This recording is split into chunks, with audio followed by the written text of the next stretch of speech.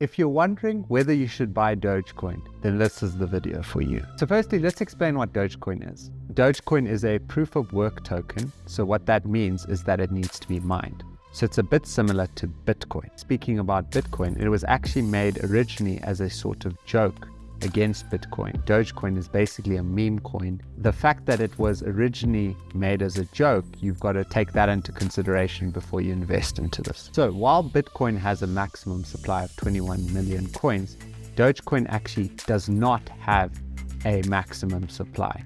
So this could be problematic because that means that we could be very massively diluted. And when I give you this stat, you're going to be a bit surprised. So the way the mining of this coin works, basically every year 5 billion Doge coins will be released into the market. So that's 5 billion coins every year will be released into the market, which means that every year we're going to get diluted if we're not pushing up in price and there isn't massive demand.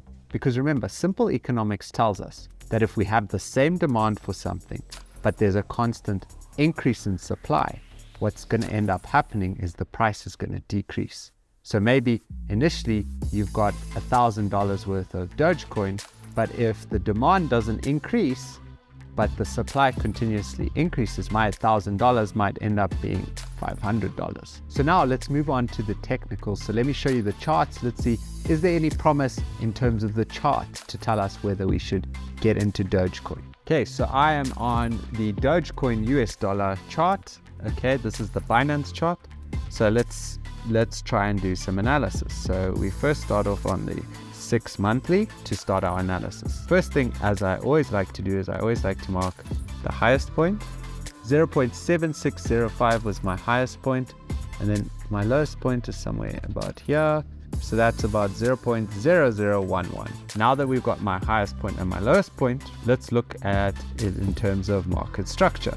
So in terms of market structure, on the 6 monthly, it is very bullish because it's going from down to up. So we are bullish. So confidence number one in terms of technicals is that my 6 monthly is bullish. So before I draw any supply and demand or any support and resistance, let's try and find out what is the structure on the monthly time frame. So looking at the monthly time frame, again, we are bullish on the monthly time frame. Okay, so that's confidence number two. So currently we are bullish on both the 6 monthly time frame and the monthly time frame. Okay, and then just to check one more, let's check the weekly.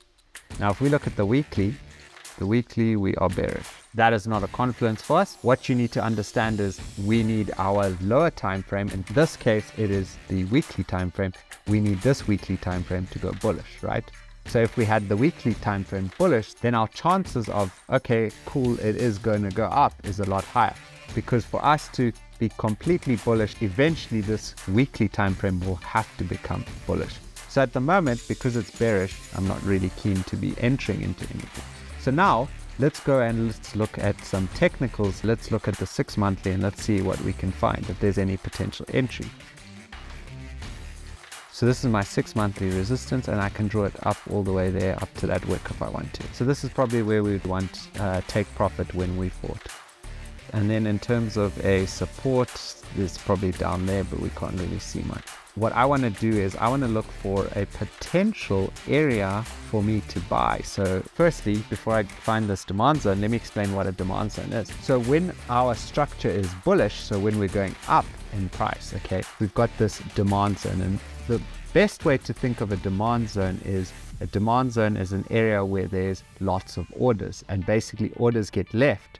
So people have lots of orders in this particular area. So this is an area of importance because price is going to end up touching this specific demand zone, and then it's going to end up going up. So I like to take the last red candle, but I'd probably take this whole zone from here to here. So this is going to be my 6 monthly zone, and it is very small. We're looking at 0.0070. So that is my demand zone.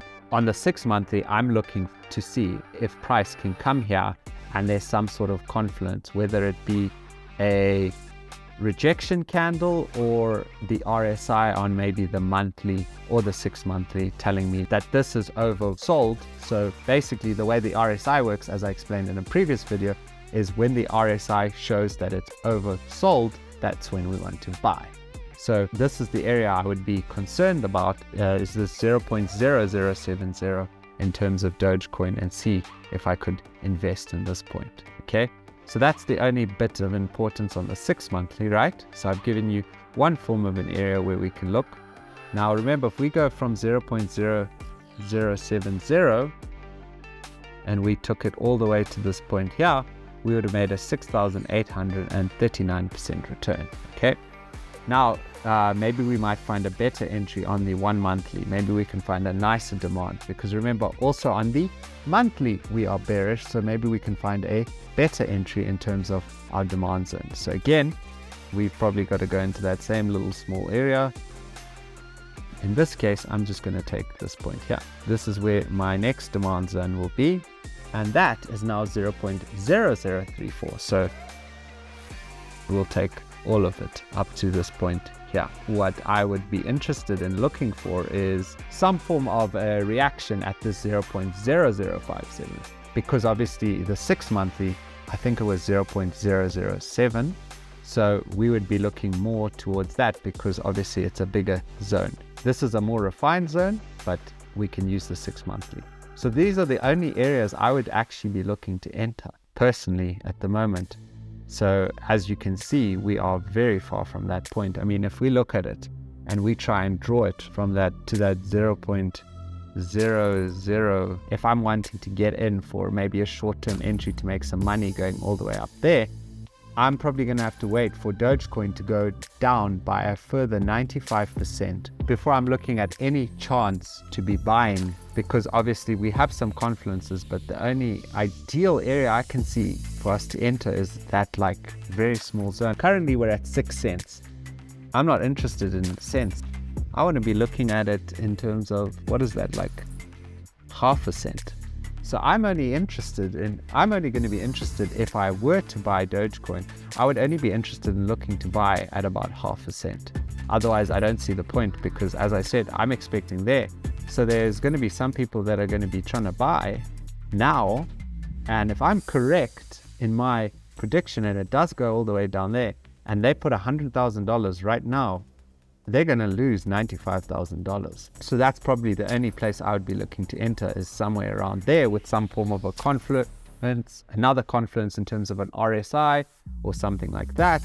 And then I would probably be selling around about there at this 0.2488 zone. I don't quite believe in Dogecoin, because obviously, as I said, if we look at it in terms of its fundamentals, number one, it was always created as a joke.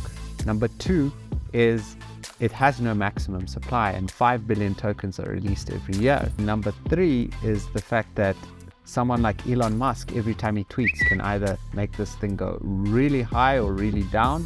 So I don't like that in terms of an investment, that one man has so much power. If I'm looking at the technicals now, yes, the 6 monthly is bullish and the 1 month is bullish too, but the only point of entrance that I would be looking for is about half a cent, which it is nowhere close to currently. So it would have to go down by about 95%. And if I were to get into this trade, it would be more of a risky gamble. I'd probably be using money that I can afford to lose, and I'd be looking for it to go up by about 6,000%, hopefully. Let's go and let's look at some Dogecoin news. Maybe we might see that there's some really good news that might end up helping us decide whether we should buy this thing. So let's look for some Dogecoin news.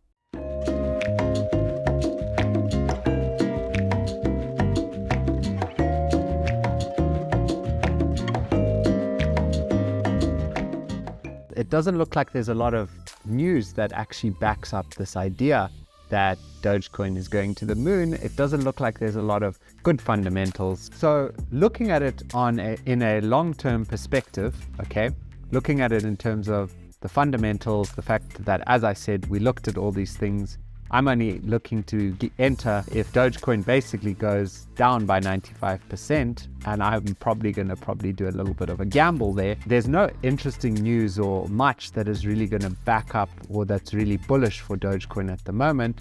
So personally, I really wouldn't invest in Dogecoin as of right now. Maybe if you want to do a bit of a gamble, you can look for that half a cent mark and buy there possibly. But in terms of long-term investing, I really wouldn't recommend investing in Dogecoin. But as I said, that's just my opinion. I'm not an expert, but I would love to hear what your opinion is on Dogecoin. So let me know in the comments below where you think Dogecoin is going to go and what the outlook is.